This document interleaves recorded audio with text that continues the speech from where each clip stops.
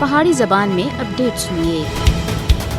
صحافت حکومت دا چوتھا ستون دے اچے لمے دعوے کرنے والے ملک بھارت سن خود صحافت دا جنازہ کڑ دیتا ہے۔ اتھے پریس میڈیا نال وابستہ بندے انتہائی مشکل حالات وچ اپنے پیشہ ورانہ فرائض سر انجام دے رہے ہیں۔ مودی دے ہندوتوا برگیڈ دی طرفوں صحافیاں اتے تشدد، اغوا، قاتلانہ حملے، جان تھی مار دینے دی دھمکیاں ہر تیڑے دا معمول بن گیا ہے۔ بھارت وچ اظہار رائے کو دوبارہ RSS دی حمایت والی مودی حکومت دا وتیرہ بن گیا ہے۔ مودی دے اقتدار وچ آنا تھی بعد بھارت وچ آزادی اظہار واسطے خطرات خطرناک حد تک بد چکے ہیں۔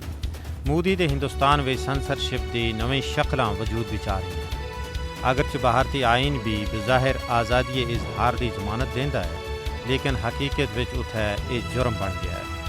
BJP کی قیادت والی مودی حکومت نہ صرف پرنٹ میڈیا بلکہ فیس بک اور ٹویٹر اتنے بھی اپنی ناقدین کو چپ کرا رہی ہے۔ صحافیوں دی عالمی تنظیم رپورٹرز وداؤٹ بارڈرز سن بھی اس حوالے نال بھارت کو بے نقاب کر دیتا ہے۔ انہوں سن اپنی رپورٹ بھی آخیا ہے کہ بھارت صحافت واسطے ایک خطرناک ملک بن گیا ہے۔ صحافی ہر قسم دے حملے خطہ کے پولیس تشدد دا بھی شکار ہے۔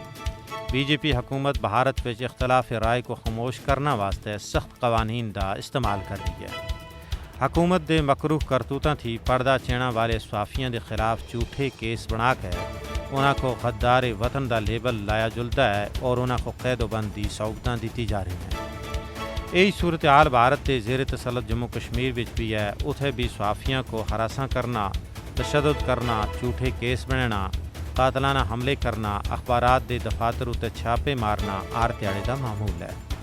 یہ تمام صورتحال عالمی برادری واسطے چشم کشا ہے۔